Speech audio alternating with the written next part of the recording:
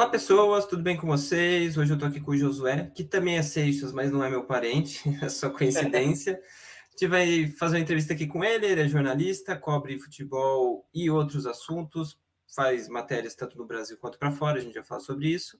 E primeiro a gente vai fazer a pergunta que eu faço para todo mundo quando começa aqui, da onde vem a paixão pelo futebol, sobre essas coisas, e como é que você vai até trabalhar com isso, né? Como é que é o caminho até você chegar onde você está hoje? Fala, Rodrigo. Não sabemos ainda se não somos familiares, né? Podemos descobrir ainda no futuro. Agradeço aí pelo convite, né? A todo mundo que está assistindo também. Então, a minha relação com o futebol, ela começou em 2002, né? A primeira memória que eu tenho de futebol é a Copa do Mundo. Minha mãe chorando nos Jogos do Brasil, cada gol ela comemorava gritando muito, chorando muito, com o título mundial não foi diferente, né? E aí, depois disso, eu passei a jogar, sempre gostei muito de jogar futebol, até hoje ainda tento brincar um pouquinho, mas foi uma coisa que ficou muito parada para mim durante um tempo. Eu não ia fazer jornalismo, na verdade. Eu, quando saí do colégio, eu fiz biologia, fiz 6 meses de biologia, aí perdi um ano inteiro quando desisti. Depois fiz um ano de direito e também desisti. E aí aceitei os conselhos de um amigo muito próximo, ainda amigo meu, e ele disse: Ah, velho, você devia fazer jornalismo, você escreve bem e tal. Eu tinha feito uns cursos de literatura, essas coisas assim, de livros, de escrita criativa. Eu disse: Vou fazer, vamos testar.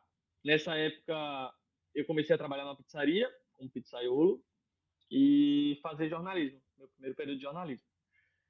E, repentinamente, eu arrumei um estágio, saí da pizzaria, depois surgiu a oportunidade de um outro estágio, que era num site de notícias de cotidiano aqui de Maceió. Só que o chefe viu meu currículo, sabia que eu gostava de esporte, e falou: Ah, acho que esse menino vai melhor pro Globo Esporte, pro GE, né, pro ge.com. E aí também tinha vaga no GE, por sorte, e eu consegui ir para lá, comecei a estagiar lá, e foi aí que eu realmente percebi que tinha um caminho a ser feito com o jornalismo esportivo, né, que a gente sabe que é uma área muito difícil, é uma área de poucas oportunidades. Então eu fui estagiário lá durante 8 meses, é, foi ano de Copa do Mundo 2018. Firmino estava muito forte, ele é aqui de Maceió. E aí eu comecei a preparar muito material sobre ele, pensando na Copa. Consegui contato com a assessoria, pegava umas informações legais, consegui personagens, fui em escola dele quando ele era estudante aqui em Maceió. Enfim, tentei mapear bem a situação do Firmino. Quase assisti um jogo com a família dele, mas acabou não dando certo no dia. E aí, quando eu saí do Globo Esporte, eu fui trabalhar em uma outra empresa, em assessoria de imprensa. Só que as pessoas começaram a me procurar porque tinham muito interesse no Firmino, né? Então, um rapaz da France Football me mandou mensagem, perguntou como é que eu tinha conseguido aquelas coisas. Ele disse que queria escrever um livro sobre o Firmino. E aí ele foi me passando o contato de outras pessoas, de outros sites, né? E aí eu comecei a trabalhar, não por conta disso, mas acho que tudo contribuiu para o Yahoo que fechou aqui as atividades no Brasil, mas eu comecei a trabalhar num momento de futebol nordestino, porque o CSA aqui de Maceió tinha ido para a Série A naquele ano, em 2019.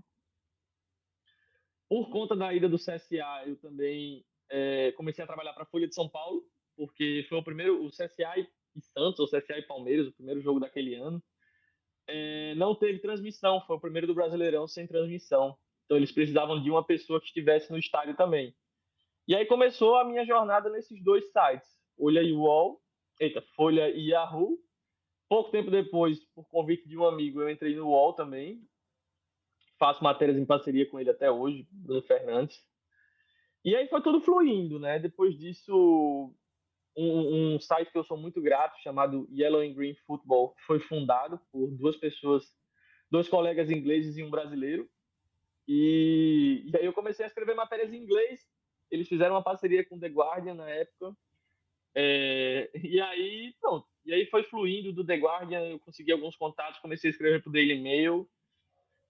Também escrevi para algumas revistas de lá, a The Blizzard, que é especialista em matérias de fôlego, também matéria sobre o Firmino. Acho que o Firmino foi o personagem que eu comecei a escrever em todos os jornais, praticamente, né? Sempre foi com a matéria, abrindo com alguma matéria sobre ele. E depois disso vieram outras coisas, né? Eu cobri Olimpíadas de Tóquio para a Folha de São Paulo, 2021, em home office. Cobri a Copa do Mundo do Catar, também em home office para a Folha. E o spoiler aí, devo estar na equipe de novo para cobrir a Olimpíada de Paris esse ano, também em home office, porque é muito difícil sair aqui de Maceió para qualquer outro lugar, né? É isso, a trajetória é basicamente essa. Hoje estou entrevistando muitos jogadores da Premier League, fazendo muito material de futebol lá para a Inglaterra. Eu acabei descobrindo esse futebol, o seu, você como jornalista, pelo Yellow and Green Football, porque eu conheci o Joshua, a gente via direto jogos aqui junto, né? Ele estava morando em São Paulo na época, então a gente ia direto nos jogos e ele começava a fazer as coisas, comecei a acompanhar tudo e fui conhecendo toda essa parte. Quando você faz essas matérias para fora, você escreve para fora, é mais um pedido deles para um assunto ou você vende uma possibilidade de matéria ou um pouco dos dois? Então, primeiro mandar um abraço pro Josh, se ele estiver assistindo. Ano passado eu fui com minha namorada para Londres, a gente ficou na casa dele, foi muito bem recebido por ele e pela Cintia, ele é um amigo muito querido. Joshua e Josué, né, são também o mesmo nome. Para você ver como essa Sim. entrevista é tudo família, nome, tudo igual, né? Então, sempre aconteceu dos dois jeitos, tanto de solicitação dos jornais, quanto de uma ideia minha. No Yellow and Green, a gente combinava muito, mas eles sempre tinham também alguma ideia. Eu lembro que a gente fez muita matéria do Everton Cebolinha, por exemplo, essa brincadeira do Little Onion lá pro Guardian. E hoje é do mesmo jeito, assim, como eu já estou um pouquinho mais experiente, eu também conheço mais a linha editorial do jornal, então eu sei o que é que pode interessar. Eu preparei algumas coisas de Copa América pro Daily Mail, ou ajudei com informação, enfim.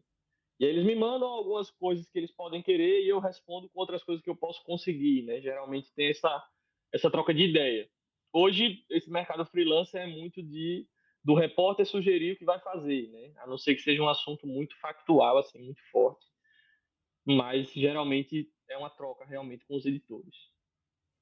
Eu vejo que dos últimos anos, eu acho que parece que eles têm um interesse um pouco maior do que a gente faz no nosso futebol aqui, não só nas coisas, sei lá, bizarras que acontecem, causas um pouco diferentes. Eu acho que, sei lá, o Fluminense do Diniz, eu acho que é um tema que ganhou bastante, principalmente a mídia lá de fora, para entender mais ou menos como é que o Fluminense jogava, os personagens, um pouco assim.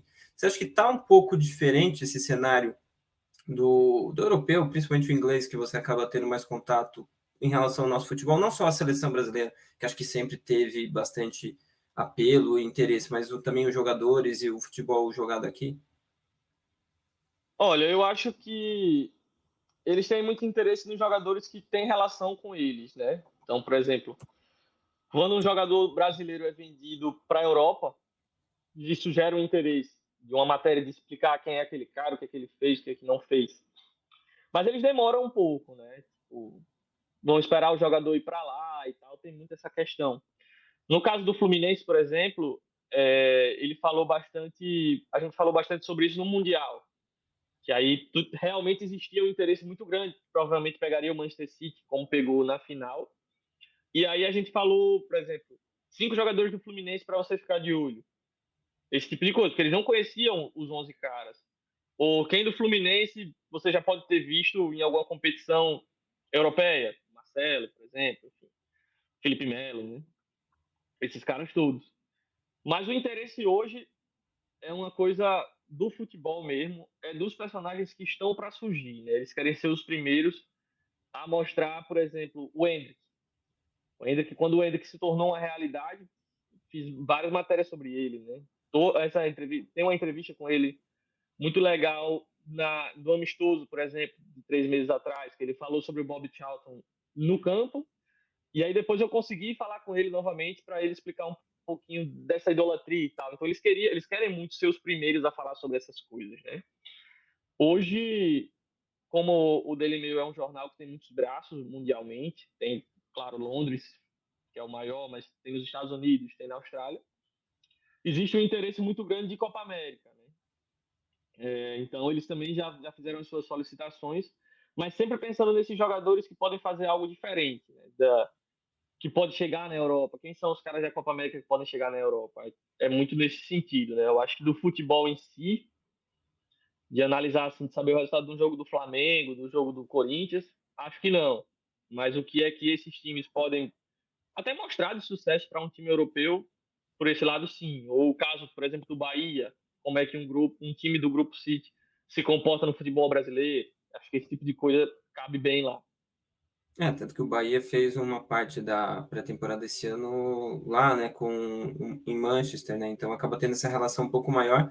E eu lembro que na época do Mundial, se eu não me engano, o Mundial, a Libertadores é que foi próximo, né, eu lembro que você fez um texto até com o Fred Caldeira ali, falando sobre o Fluminense ali. Naquele texto, acho que vocês falavam mais sobre torcida e personagens, né, como é que foi esse texto?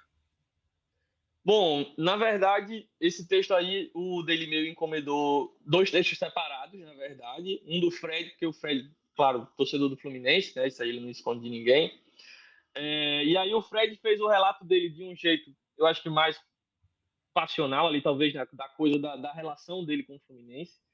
E eu fiquei nessa parte mais de mostrar os jogadores, justamente essa, de quem são os jogadores que interessam, né? Quem são os 5 jogadores mais perigosos do Fluminense? Ou quem são os jogadores que podem chegar lá, né? Eu lembro que falei, tipo, Cano é o artilheiro do ano, o artilheiro do Fluminense do ano, o artilheiro do Fluminense na Libertadores e tal. Mas tinha o John Kennedy também, que a gente decidiu a Libertadores pro time, mas também era um jogador muito novo, podia chamar esse tipo de atenção para ir para lá, né? Então eles conseguiram mesclar muito bem essas duas ideias, né? Um lado mais histórico, mais passional ali da coisa, e um lado mais objetivo. E eles também sabiam que tanto eu quanto o Fred tínhamos ido para a final da Libertadores, né? Cada um.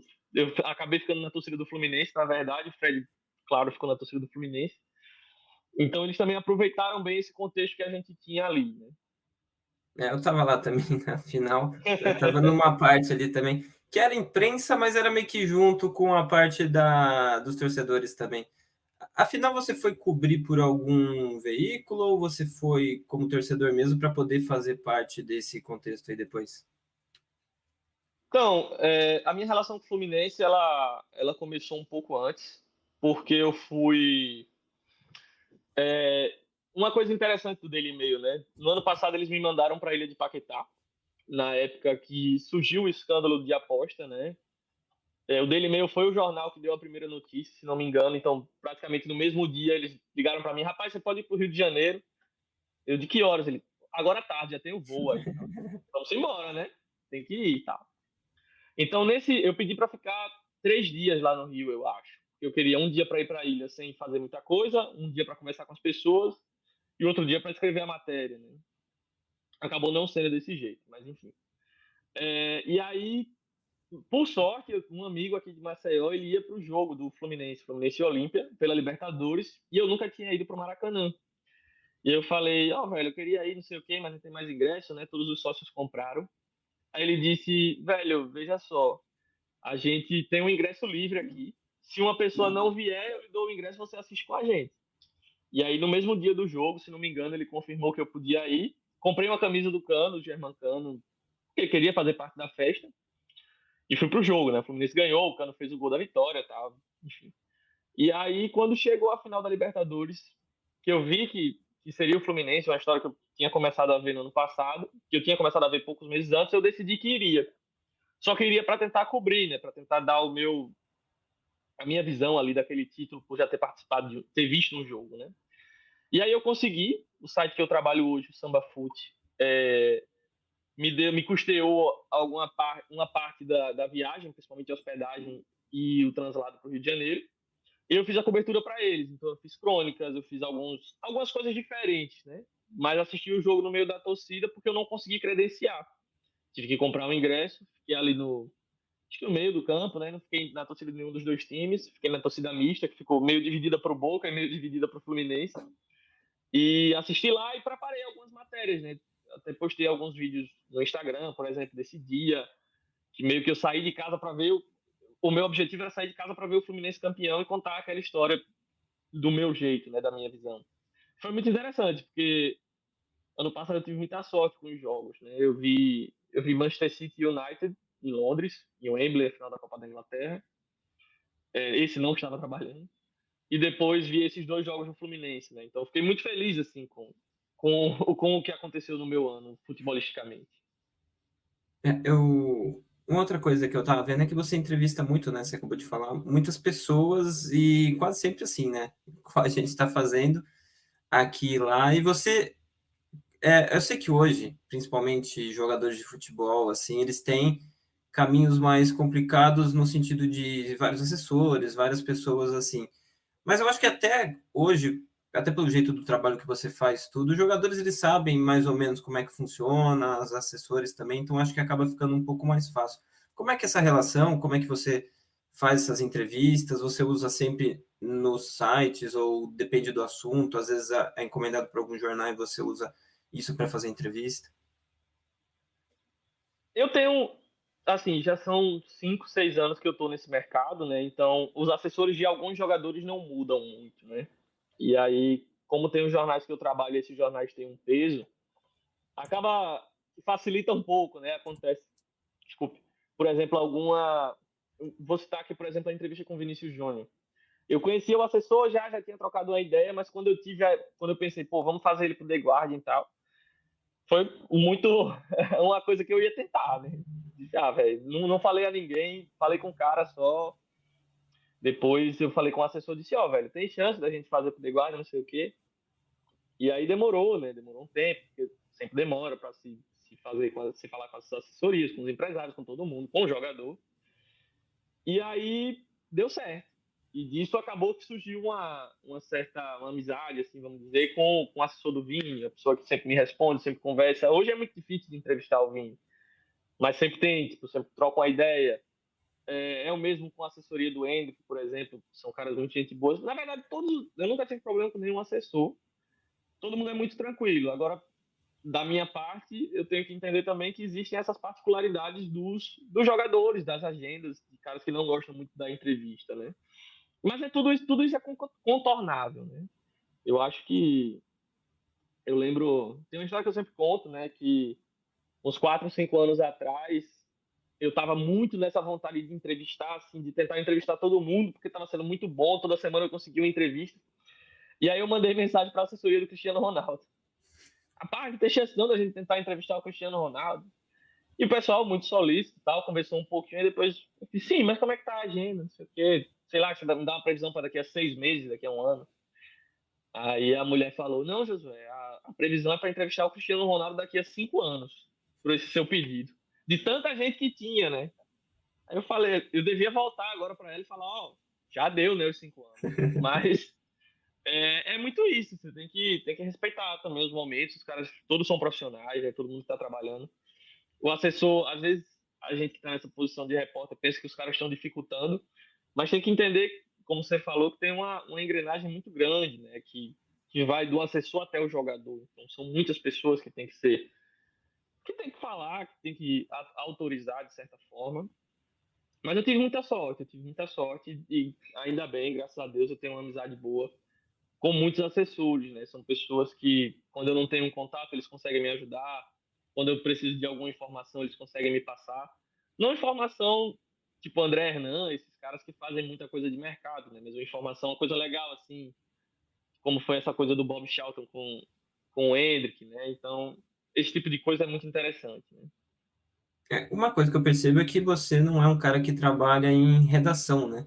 Até pelo tipo de trabalho que você faz, você não é um cara que trabalha em redação, você não tem uma equipe, né? Tudo meio que você que vai, você que faz, você que viaja, você que se organiza. Então, além da parte de texto e de jornalismo, tem toda a parte de logística que você tem que pensar, né? Quando as coisas acontecem em home office é mais tranquilo, porque eu já tenho mais ou menos já sei mais ou menos o tempo de uma entrevista, sei quantas perguntas dá para fazer, nessa parte é legal, assim. Mas às vezes, quando entra nesse gasto de ir presencialmente, encontrar alguma pessoa, realmente é meio difícil, principalmente quando você tem que tirar do próprio bolso, né? Esse é um tipo de jornalismo também que muitas vezes ele requer um investimento próprio, né? Não dá para dizer que não. Então, mas eu não trabalho em redação, na verdade, até porque Maceió é uma cidade que não tem tantas oportunidades assim, eu acho, né? O jornalismo no Brasil, no geral, no mundo até, pelo que eu venho falando com os colegas de outros países, o jornalismo está num momento muito difícil, né? Eu acho que a tendência do jornalismo em geral, e é uma coisa que um professor meu que virou amigo até sempre fala, é que a tendência é realmente esse tipo de profissional que eu já comecei a ser, né? Que é o profissional que trabalha para um site uma hora, depois trabalha para outro, depois faz uma matéria específica para outro, ou que faz contratos temporários, como esse meu esses meus de Olimpíada, de Copa do Mundo, entendeu? Eu acho que hoje tem que se adaptar muito a isso, né? A não ser que você seja de algum grande centro, São Paulo, Rio de Janeiro, coisa que eu não sou. A minha vida é muito dessa forma, ir para um jogo, às vezes, sem, com credencial, mas, enfim, com o meu gasto próprio para contar alguma história legal. Tem muito esse compromisso, né? Tem muito esse compromisso. Mas a questão da entrevista também me atrai muito, porque ela é a menos onerosa. Por mais que demore para fazer uma entrevista legal, gasta-se muito pouco, né? Gasta somente a minha internet, minha energia e também o meu tempo para escrever e editar e transcrever todos os textos, né? Pelo que eu vejo também, você não faz tanto aquele hard news de notícia dia a dia, de assuntos que vão meio que acabar naquele mesmo instante, né? O que o pessoal faz muito no jornalismo, e tem muita gente que é cara que corre atrás de contratação, esse é um tipo de trabalho que é muito assim rápido, automático, acaba rapidinho. Você já faz matérias que tem mais fôlego, que ao mesmo tempo que dá mais trabalho para fazer, ela não morre tão cedo, né? Ela dura mais tempo, né? Acho que é um tipo de matéria que você gosta mais de fazer também, né? Eu no jogo, quando o Real Madrid foi campeão da Champions, agora, né? O Vinícius Júnior ele deu uma entrevista que ele fala: eu disse uma vez que queria fazer com que todos os brasileiros torcessem por mim. E isso foi na entrevista dele comigo, pro The Guardian. É o título da entrevista. Não sei se você chegou a ver essa especificamente, mas é o título da entrevista em, acho que setembro, agosto de 2020. Então vai muito pessoalmente, por mais que eu já tenha recebido o que tinha para receber, mas tem essa gratificação pessoal de, pô, é uma entrevista que ainda rende, né? Uma coisa que marcou o personagem também. Isso virou, acho que rolou em uma peça da Nike, falou sobre isso, falou também nos casos de racismo. Então eu gosto, por mais que o meu nome não saia nessas citações, que ninguém vai dizer, não, eu dei essa entrevista ao Josué, eu fico muito feliz de ver o meu trabalho quando alguém chega para mim e diz, rapaz, eu li aquela sua matéria, sei lá, teve uns meses atrás eu fiz uma matéria sobre um caminhoneiro que estava aqui em Maceió, parece que ficou 2 anos aqui em Maceió, um ano. E, enfim, algumas pessoas ainda hoje vêm falar comigo, rapaz, eu li aquela sua matéria, foi você que fez, não sei o que legal. Eu gosto muito disso, eu gosto muito desse tipo de trabalho. Não que eu não faça hard news, né? É só que a gente hoje, quando olha para essa profissão da gente, a gente também tem o nosso branding, né? A nossa marca. Então, a hard news que eu faço, eu não publico tanto. Prefiro guardar um pouco mais e mostrar mais que eu sou uma pessoa que tem essa possibilidade, ou tem essa vontade de fazer matérias de fôlego, de fazer matérias longas, de fazer. Eu sempre gostei muito de fazer aberturas e fechamentos muito literários nas minhas matérias, né? Então, eu sempre o que eu quero mostrar para as pessoas é que eu sou capaz de fazer isso. Por isso que eu escondo, vamos dizer assim, escondo um pouco esse meu lado das hard news. E quando você escolhe fazer matérias que são fora do futebol, essa daí do caminhoneiro é totalmente fora do futebol, mas você escolheu fazer. Quando que você percebe que tem alguma coisa que está escapando do futebol que pode virar uma boa matéria para você fazer? Bom, essa do caminhoneiro foi porque eu estava tirando férias de uma pessoa num jornal aqui de Maceió. E aí foram 15 dias de férias, então era um jornal impresso e tem pauteiro. Então as pessoas dizem ali que existe uma pauta e eu no caso, fui com equipe, com motorista, com fotógrafo, que estava numa redação, por assim dizer. É, E aí já veio do jornal a ideia dessa matéria. Só cabia a mim fazer a entrevista, repassar isso com o editor e a gente fechar um texto assim bem legal, bem nessa pegada aí. E aí funcionou muito bem, né? Funcionou muito bem, foi uma ideia muito boa do pessoal. E graças a essa matéria, por exemplo, a gente conseguiu, pouco tempo depois o cara foi embora, voltou para a família dele. Não sei se por essa matéria, mas essa matéria pelo menos reativou o interesse das pessoas nessa história, né? Só que quando eu tô como freelancer, primeiro eu gosto muito de personagens, né? Então eu vou nos personagens que, que chamam a minha atenção, né? Tipo, a Folha, quando eu comecei a escrever para eles, eu escrevia muito para um blog do jornal chamado Blog Brasil. E aí eram sempre personagens, eram artesãos, eram, sei lá, uma pessoa que cortava cana de açúcar e ganhou a vida de outra forma. Então, eu sempre procuro essas histórias, né? Ou, por exemplo, quando sai uma pesquisa de fome, eu já sei que isso vai chamar a atenção nacionalmente, né? Então, às vezes o jornal já manda mensagem, rapaz, você não consegue não ir numa comunidade, não sei o quê, contar uma história dessa? E eu consigo, né? Eu fiz umas, tanto para a BBC quanto para a Folha, né? Em mais de uma comunidade aqui de Maceió, sobre fome, sobre as pessoas. Eu lembro, tem uma da Folha, uma da BBC, que era das pessoas que viviam, sei lá, sem água e comendo no meio dos porcos e tal. Então, foi numa época que Alagoas, eu acho, teve o pior índice de fome do país, né? Uns 2 anos atrás. Então, também eu tenho que ficar muito ligado desse tipo de coisa, né? De pesquisa, de história, de contexto político, também cubro política. Mas a verdade é que também esse trabalho fora do futebol existe porque o futebol sozinho, infelizmente, financeiramente, não me sustentaria, né? Eu tenho que correr atrás de ser o mais multifuncional possível, né? Seja no jornalismo, seja em algumas outras coisas que eu faço, mas tenho que ser multifuncional para garantir a minha subsistência, sendo muito sincero. E uma dessas outras coisas é aprender outro idioma, né? O inglês eu não sei quando você aprendeu, mas assim, ele virou uma outra parte importante até para você traduzir as coisas do Brasil, de certa forma, para o pessoal de fora, né? O inglês, na verdade, eu nunca fiz em escola, assim, eu aprendi no colégio e tal, sempre gostei muito de música, de jogo, de videogame, essas coisas, né?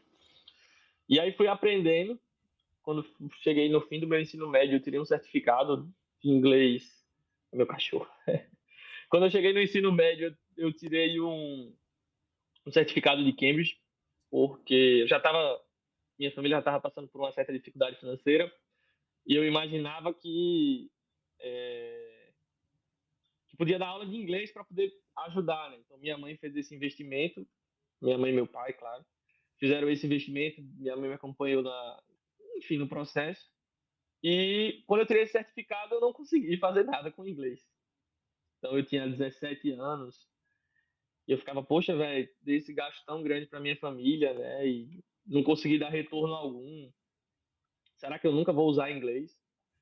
E aí veio nesses últimos anos, assim, foi uma, foi uma sorte também. Abre um mercado muito importante, porque já conversei com gente do Marrocos, já conversei com gente de outros países, por conta do inglês, né? O pessoal me perguntar na seleção brasileira, ou de eu perguntar para eles. Já entrevistei personagens em inglês, né? Pessoal das Olimpíadas de Tóquio, por exemplo, entrevistei alguns medalhistas de ouro por conta disso, né? Porque tinha o inglês. Se não tivesse, eu acho que meu trabalho teria muito menos destaque do que tem hoje. Então. E outra coisa, assim, né? Você é de Maceió e fica boa parte do tempo aí, né? Por mais que você fale de coisas do mundo todo, boa parte do tempo você fica em Maceió. E futebol, daí você faz pouco? Como é que funciona essa parte do futebol jogado dos clubes aí no seu trabalho? Eu fico aqui em Maceió, eu acho que 90% do ano. Mal saio, assim, até para ir para o interior aqui de Alagoas. Raramente vou. Tenho uma vida muito certinha aqui na cidade, né? Moro perto de trabalhos que eu faço. Enfim, não é uma cidade tão grande que precisa de um transporte, por exemplo, de carro, essas coisas assim. Vou de Uber, vou de bicicleta, vou andando. Então, essa tranquilidade que Maceió me dá, eu provavelmente não teria em nenhuma outra, né? Mas gosto de viajar. Eu falei ano passado, fui para Londres, enfim, fiz uma viagem para a Europa por conta do futebol e acabei, enfim, vendo alguns jogos importantes, conversando com pessoas desses jornais. Mas o meu acompanhamento aqui dos times daqui de Maceió, ele existiu principalmente em 2019, 2018, 2019. Foram os anos que eu estive como estagiário do Globo Esporte e também no site do Yahoo. Mas fora disso, eu realmente assisto muito pouco, né? Eu não tenho uma relação de afeto com um dos times, né? Normal, assim, de quem cresce na cidade, não tem como não ter. Mas assisto jogos muito específicos. Por exemplo, o CSA está na Série C, eu não assisti nenhum jogo. O CRB está na Série B, eu não assisti nenhum jogo da Série B. Mas o CRB jogou a final da Copa do Nordeste agora, os 2 jogos, eu assisti os 2 jogos. Mesmo que não fosse produzir nenhum material, né? Eu tenho alguns amigos que também hoje são jogadores, né? Então estão sempre correndo atrás de clube e tal. E quando eles estão em algum clube aqui de Alagoas, eu tento assistir o jogo também deles. Aconteceu isso na final da Copa Alagoas, que eu fui para CSA e Penedense, foi no Rei Pelé. por conta de um amigo que jogava no Penedense, hoje ele está em Goiânia ou Goiás, sempre confundo. Mas é isso, meu acompanhamento daqui é mais pelos amigos ou por jogos muito importantes. Fora disso, é muito difícil eu assistir. Infelizmente, também vou pouco ao estádio por conta disso. Mas sempre tem algum jogo que me interessa, né? Esse ano vai ter CRB e Santos, por exemplo, é um jogo que eu vou querer ir. Mas eu gosto de ver a mecânica da coisa funcionando, né? Como é que é um jogo específico, assim, de uma final de Copa do Nordeste, por exemplo, qual é a estrutura, como é que se faz de diferente de um jogo desse para um jogo normal, para poder ter um comparativo, né? Eu acho que o importante às vezes é o comparativo, é o olhar, o personagem de um jogo do CRB, de um jogo do CSA é muito diferente do personagem de um jogo do Fluminense, por exemplo. A gente pensa que não, ou que o futebol tem uma coisa universal, mas ele não tem, né? Então, quando eu vou para esses jogos daqui, é justamente para exercitar esse olhar, né? Eu não vou produzir matéria, mas eu preciso saber um pouco mais de como é que as pessoas se comportam, né? Eu acho que o meu estilo de matéria também tem muito isso, tem muito comportamento das pessoas, né? Então, essa aqui foi a entrevista. Eu vou abrir o espaço agora para você poder falar onde as pessoas podem te encontrar, redes sociais, jornais. Eu sei que são vários, então acho que talvez seja mais fácil achar pelas redes sociais, né? Eu tenho no Instagram é Josué Seixas, no Twitter eu acho que é Josué underline Seixas, no LinkedIn é Josué Seixas. Pelo menos não é um nome muito usual, né? Das pessoas terem. Até que Seixas estão aparecendo bastante, mas Josué é mais difícil, né? E nos jornais hoje eu estou escrevendo mais para o Daily Mail, para a Folha de São Paulo, para o The Guardian. Estou no UOL também, fazendo algumas matérias nos plantões de fim de semana, de vez em quando fazendo um ou outro de fôlego. Eu acho que esses são os principais. E agora, a partir da semana que vem, não sei quando é que você vai publicar a entrevista, mas no dia 17 de junho eu vou estar começando, tirando férias novamente na Gazeta de Alagoas, que é um jornal aqui local, mas que tem alcance nacional também. Então, é isso. Esse foi o Josué. Aqui no quadro eu trago entrevistas com pessoas dos mais diversos pontos do futebol, né? Tem jogador, tem treinador, tem jornalista. Eu estou trazendo as minhas principais referências para falar aqui, as pessoas que eu admiro bastante o trabalho. Josué é um deles, então é isso. Espero que vocês tenham gostado da entrevista. Então é isso. Obrigado a todo mundo que assistiu. Até o próximo vídeo. Valeu. Valeu.